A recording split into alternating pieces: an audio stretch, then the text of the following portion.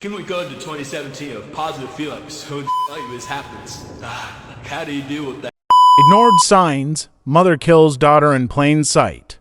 Prologue, the unthinkable. What happens when love turns into something deadly? When the very person meant to nurture and protect becomes the source of unimaginable pain.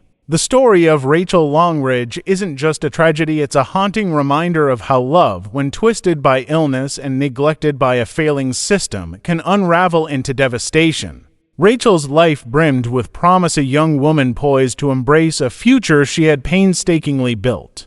To those who knew her, she was a beacon of hope, a radiant presence whose kindness left an indelible mark. Yet, behind the smiles and holiday cheer, her family wrestled with an unseen enemy, one that would ultimately shatter their world. On a frosty December afternoon in Sherbrooke, Edmonton, the Longridge family home stood adorned with glowing holiday lights, casting warmth onto the snow-dusted streets. Inside, the air was filled with the anticipation of the festive season. Rachel had just graduated from her nursing program and was on the cusp of starting her dream job in the ICU at the Mazankowski, Alberta Heart Institute. Her future was luminous, and the holidays promised a rare moment of joy amidst a year of challenges. But beneath this veneer of celebration, cracks were deepening.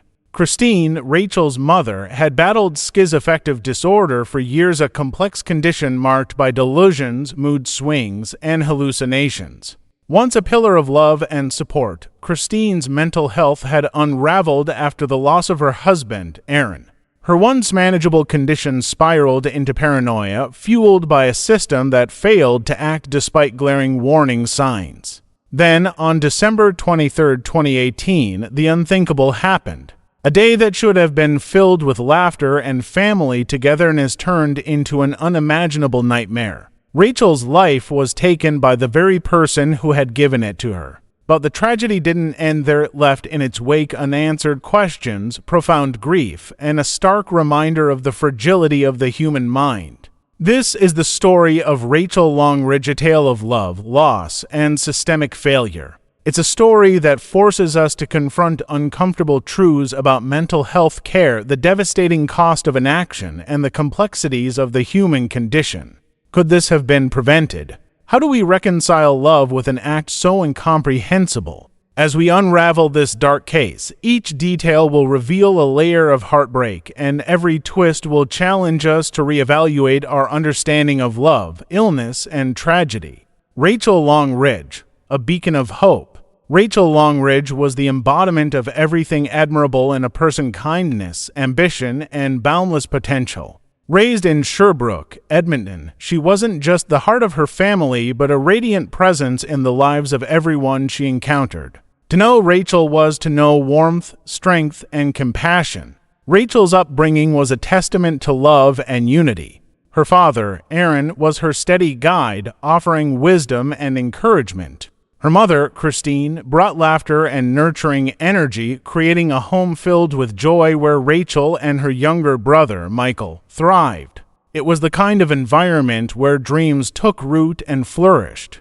Rachel wasn't merely an exceptional student, she radiated empathy and care. Teachers praised her perseverance, and her friends gravitated to her vibrant personality. Marley, her childhood best friend, described her as a lighthouse in every storm, guiding us back to safety when we felt lost.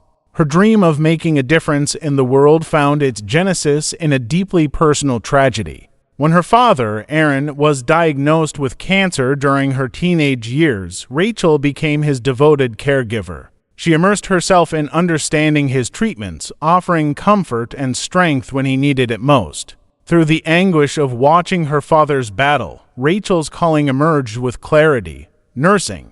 When Aaron passed away in 2017, Rachel's world was momentarily shattered. Yet, she displayed a resilience that left those around her in awe. Just days after the funeral, she returned to her studies, determined to honor her father's memory by excelling in the field that his battle had inspired her to pursue. Professors at the University of Alberta marveled at her unyielding drive. Rachel wasn't just studying to be a nurse, one of them said. She was born for it. By December 2018, Rachel had achieved her dream. She graduated from her nursing program and secured a coveted position in the intensive care unit at the Mazankowski Alberta Heart Institute. This was the culmination of years of hard work, and her excitement was infectious. Her family and friends brimmed with pride, celebrating the bright future that lay ahead of her. Despite her success, Rachel never lost sight of her roots. She remained deeply connected to her community, bringing people together with her infectious energy. Whether organizing casual coffee meetups or lively family dinners, Rachel made everyone feel seen and valued, a rare gift that left a lasting impression on those lucky enough to know her. Yet, beneath her radiant smile and unshakable optimism lay shadows. Christine, once a pillar of support, had begun to unravel after Aaron's death.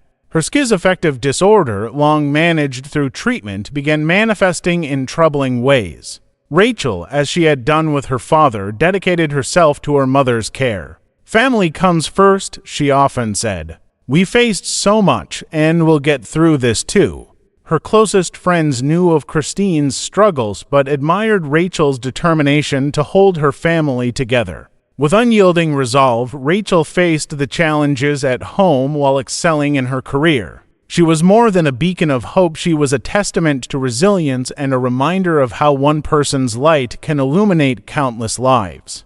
But Rachel's story, so full of promise, would take a heart-wrenching turn, one no one could have foreseen.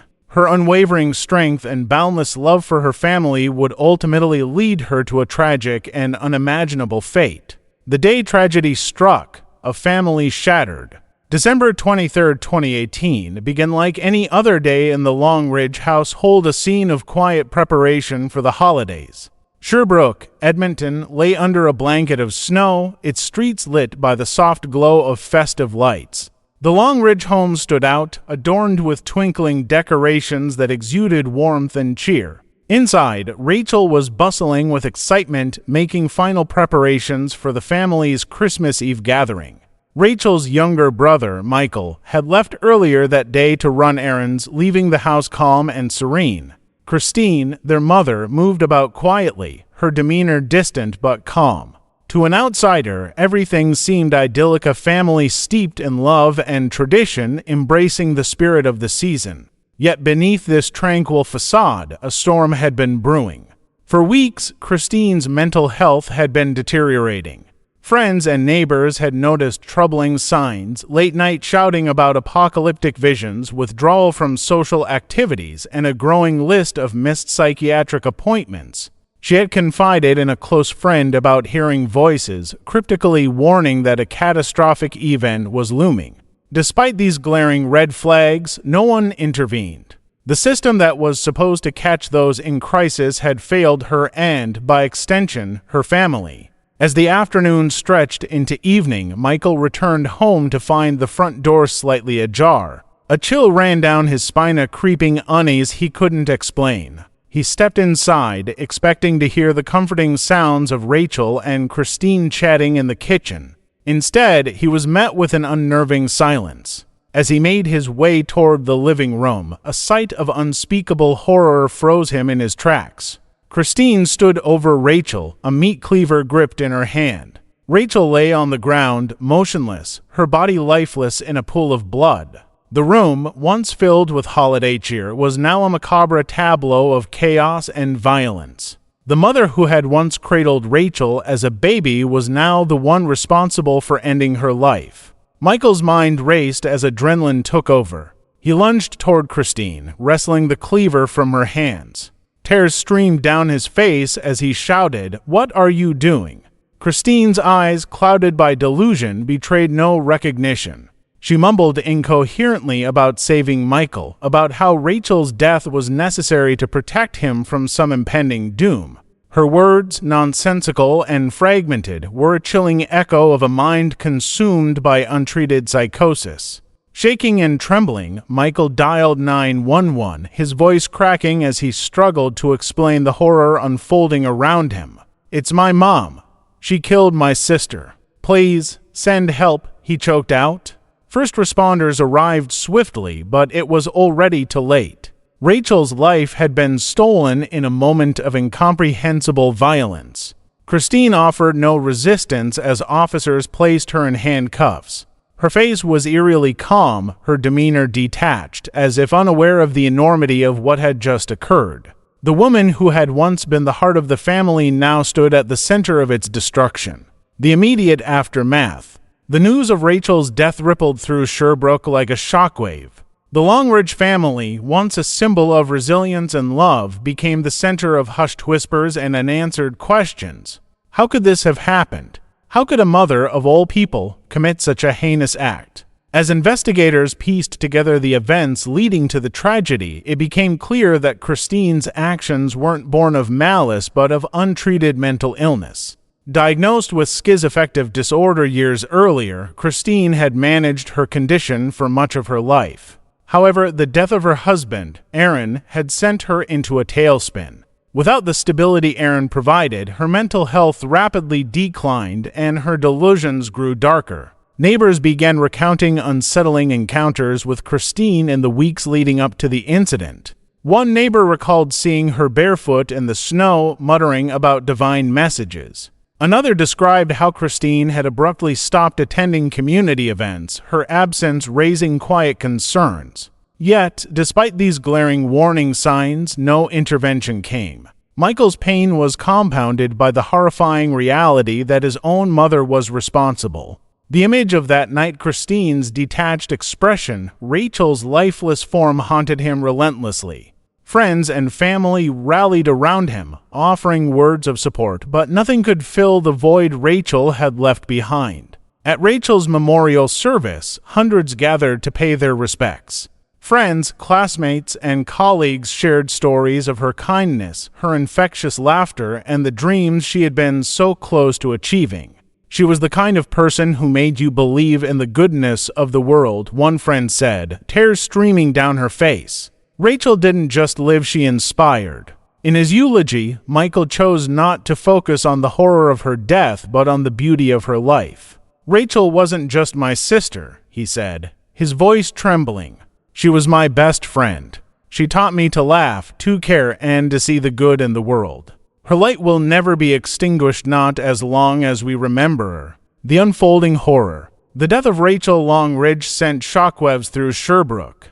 It was unthinkable how could something so brutal, so senseless, happen to someone so full of life and promise. The Longridge family, once a beacon of resilience and love, was now engulfed in tragedy. Their pain reverberated far beyond the walls of their home, touching everyone who had ever known Rachel. News outlets quickly picked up the story, painting a picture of a devoted daughter, a bright nursing graduate, and a life stolen far too soon. Yet, beneath the headlines lay a deeper, more complex narrative, one that blurred the lines between victim and perpetrator. Christine's actions were not born of hatred, but of untreated mental illness. Diagnosed with schizoaffective disorder years earlier, she had managed her condition for much of her life with medication and therapy. But Aaron's death in 2017 unraveled the delicate balance she had worked so hard to maintain. Without her husband's stabilizing presence, Christine's mental health rapidly declined and her delusions grew darker and more consuming. The role of religious delusions. As Christine's condition worsened, her delusions became deeply rooted in religious themes. She began seeing herself as a protector of divine order, with Michael cast as a savior destined for greatness. In her fractured reality, Rachel became a perceived threat, a dark force that jeopardized Michael's holy mission. Neighbors recalled troubling encounters with Christine in the weeks leading up to the tragedy. One neighbor described an evening when Christine knocked on their door barefoot and frantic, claiming she had received a message from God warning of an impending catastrophe. Another neighbor spoke of seeing Christine wandering aimlessly through the streets, muttering about forces conspiring against her family. Yet, despite these clear signs of distress, the system designed to support people like Christine failed her. The mental health infrastructure, overstretched and underfunded, dismissed her as low risk. Even Christine's family, though deeply concerned, struggled to navigate the bureaucracy of mental health care. "We knew something was wrong," one relative later said. "But every time we sought help, we were told there wasn't enough urgency to warrant intervention." A systemic failure. The tragedy of Rachel's death was not just a personal failing, it was a systemic one. Days before the incident, Christine had visited a local hospital during an acute psychotic episode. She begged to be admitted, confiding in the staff that she was losing control. But the hospital, overwhelmed by patient demand and short on resources, turned her away, deeming her a non-critical case. Christine's missed psychiatric appointments in the weeks prior had gone unaddressed. A no-show on December 21st, just 2 days before Rachel's death, was logged in her file but never followed up on. It was a small oversight in a web of larger failures, each one compounding into catastrophic consequences. On December 23rd, Christine's delusions reached their peak. Her belief that she was saving Michael by taking Rachel's life wasn't grounded in reality, it was the product of a mind consumed by untreated psychosis. The immediate fallout. The aftermath of Rachel's death was a whirlwind of grief, shock, and unanswered questions. For Michael, the horror of what he had witnessed was compounded by the devastating realization that his mother's illness, untreated and unaddressed, had driven her to this act. Friends and neighbors struggled to reconcile the Christine they had known, a kind, loving mother, with the woman now at the center of this tragedy. She wasn't a monster, one neighbor said. She was sick. This wasn't who she was. As Christine was taken into custody, her demeanor remained eerily calm. During questioning, she spoke incoherently about divine missions and the necessity of her actions. Police quickly requested a psychiatric evaluation, and Christine was transferred to a secure psychiatric facility. The woman who had once been a source of comfort and stability for her family was now a patient, her mind fractured and her soul consumed by illness. A community in mourning. Sherbrooke, a tight-knit community, was left reeling. Vigils were held in Rachel's honor, with hundreds gathering to celebrate her life and mourn her loss. Friends, colleagues, and even patients Rachel had cared for during her nursing rotations shared stories of her kindness and compassion. One patient, an elderly man, tearfully recounted how Rachel had sat with him for hours, holding his hand and reassuring him during a difficult procedure. She was an angel, he said. The kind of nurse who makes you believe in humanity. Michael, grappling with his own grief, spoke at one of the vigils. Rachel wasn't just my sister, he said, his voice trembling. She was my best friend. She taught me what it meant to care for others, to see the good in people even when it's hard. Her light will never fade, not as long as we remember her. Yet, amidst the outpouring of love for Rachel, there was also anger. Anger at a system that had failed Christine, Rachel, and Michael. Anger at the missed opportunities to intervene. And anger at a society that often overlooks the importance of mental health care until it's too late. A turning point. Rachel's death became a rallying cry for mental health reform in Sherbrooke and beyond. Activists and advocates seized on the tragedy to push for systemic change, demanding increased funding for mental health services, better training for healthcare providers, and stricter protocols for identifying and addressing high-risk patients. Michael, channeling his grief into action, became a vocal advocate for reform. "This isn't just about my family," he said at a town hall meeting. "It's about every family out there struggling in silence, trying to navigate a broken system. We can't let Rachel's death be in vain." A family forever changed. The Longridge family was shattered beyond recognition, and the ripples of grief extended far beyond their home in Sherbrooke.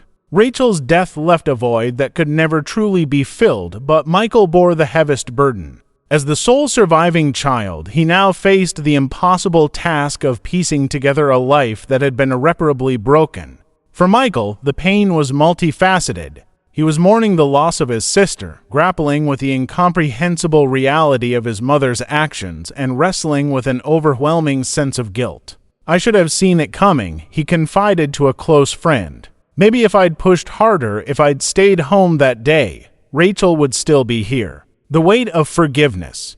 While the community mourned Rachel, their feelings toward Christine were more complex. She was not seen as a villain, but as a tragic figure, someone who had fallen victim to a broken mental health system. Michael, too, struggled with his emotions, torn between love for his mother and anger at what she had done. Yet, through the haze of grief, one thing became clear. Michael didn't blame Christine. "My mom loved Rachel," he said during an interview. "This wasn't her. It was her illness. If she had been herself, none of this would have happened." Michael's decision to forgive his mother was both a personal and public act. It sent a powerful message to the community, urging them to shift their focus from condemnation to understanding. "Blame doesn't help anyone," he said. "What we need is change, real change, so no other family has to go through this." Rachel's farewell. Rachel's funeral was a poignant reminder of the lives she had touched. Hundreds of mourners gathered to celebrate her life, from childhood friends to colleagues and even patients she had cared for during her nursing rotations. The service was filled with heartfelt tributes, each one painting a picture of a young woman who had embodied kindness and resilience. Marley, Rachel's best friend since childhood, delivered one of the most emotional eulogies. "Rachel wasn't just my best friend," she said through tears. "She was my sister, my rock, my everything. She had this way of making you feel like you were the most important person in the world. She believed in me when I didn't believe in myself. And now I have to find a way to believe in myself without her." Michael's eulogy was equally powerful, a testament to the bond he had shared with his sister. "Rachel was the best of us," he said, his voice steady despite the tears welling in his eyes. "She taught me how to love, how to laugh, how to live. Losing her is unbearable, but I know she'd want us to carry on to live with the same kindness and courage she showed every day." The funeral ended with a candlelight vigil, the soft glow of hundreds of flames illuminating the night sky. As the crowd sang Rachel's favorite hymn, there was a palpable sense of unity, a collective determination to honor her legacy by making the world a better place. A community in mourning. In the days and weeks following Rachel's death, the Sherbrooke community rallied around the Longridge family. Neighbors organized meal trains, local businesses donated to cover funeral expenses, and strangers sent letters of support. Yet, amidst this outpouring of love, there was also an undercurrent of anger at a system that had failed Christine, Rachel, and Michael. Vigils were held not just to mourn Rachel, but to demand change. At one such gathering, a local mental health advocate took the stage. "This tragedy didn't have to happen," she said. "Christine needed help, and she didn't get it. Rachel's death is a wake-up call for all of us to do better." Michael began attending these events, finding solace in the community's shared grief and their determination to enact change. His presence became a symbol of resilience, a reminder that even in the face of unimaginable loss, there is hope. A turning point. Rachel's death became a rallying cry for mental health reform. It exposed the cracks in the system, forcing policymakers and healthcare leaders to confront uncomfortable truths. Public outcry led to tangible changes, including increased funding for mental health services, expanded resources for crisis intervention programs and psychiatric facilities, mandatory follow-up protocols ensuring individuals flagged as high risk like Christine receive consistent care, community education campaigns reducing the stigma surrounding mental illness and encouraging early intervention. Michael, channeling his grief into advocacy, emerged as a powerful voice for reform. "This isn't just about my family," he said during a televised interview. "It's about every family out there who has been let down by a broken system. We need action, we need accountability, and we need it now." Christine's journey, a complex reality. Following her arrest, Christine was transferred to a secure psychiatric facility where she finally began receiving the intensive care she had long needed. The medical staff reported moments of lucidity mixed with episodes of delusion, painting a complex picture of a woman grappling with the fractured reality her illness had created. In her clearer moments, Christine expressed deep remorse. "I miss Rachel," she whispered during one therapy session. "I don't understand why this happened. I just wanted to protect my family." For Michael, visiting his mother in the facility was a profoundly emotional experience. "She's not the same person," he confided to a friend. It's like the illness has taken over the mom I knew. But I still see glimpses of her warmth, her love. That's what keeps me going. A candlelight vigil, remembering Rachel. On December 23, 2019, the first anniversary of Rachel's death, a candlelight vigil was held in her honor. Hundreds gathered, holding candles that flickered in the crisp winter-era collective gesture of love, remembrance, and resolve. Michael addressed the crowd with a blend of sorrow and determination. Rachel would have been the first to stand up for someone in need. Let's honor her by doing the same. Let's make sure her story isn't just one of tragedy, but of change. Marley, Rachel's lifelong best friend, shared memories of their childhood. She taught me what it means to love unconditionally, Marley said through tears. And now, it's up to us to carry her light forward. The vigil ended with a moment of silence, followed by a unified pledge from attendees to support mental health initiatives in their community. Final reflections carrying Rachel's light. Rachel Longridge's story is not solely one of heartbreak. It is a testament to resilience, compassion, and the enduring power of advocacy. Her memory shines as both a cautionary tale and a call to action, a stark reminder that systemic neglect can have devastating consequences, but also that change is possible when a community comes together. Michael's journey from grief to activism exemplifies the transformative power of love. His unwavering dedication to honoring Rachel's legacy has inspired systemic reforms and created pathways for hope. Rachel's light was extinguished too soon, Michael shared at a national mental health summit, but her legacy is a torch we can all carry. Together, we can build a world where no one feels invisible and no family faces what mine endured. Rachel's legacy in action. The initiatives sparked by Rachel's memory continue to grow. The Rachel Longridge Foundation funds scholarships for aspiring nurses, supports families navigating mental health challenges, and champions public education campaigns to combat stigma. Each year, the Foundation's gala reminds the community of Rachel's compassion and commitment to healing. At the latest event, Michael stood before a packed audience, his voice steady but emotional. Rachel dreamed of saving lives, he said. Through this foundation, she still can. A message for society. The Longridge case serves as a powerful warning about the fragility of mental health care systems and the urgent need for reform. But it also offers a glimmer of hope that even in the darkest moments, humanity can find light through collective action. As Michael often says in his speeches, this isn't just about my family. It's about all of us. It's about choosing to see the invisible, to hear the unheard, and to act when it matters most.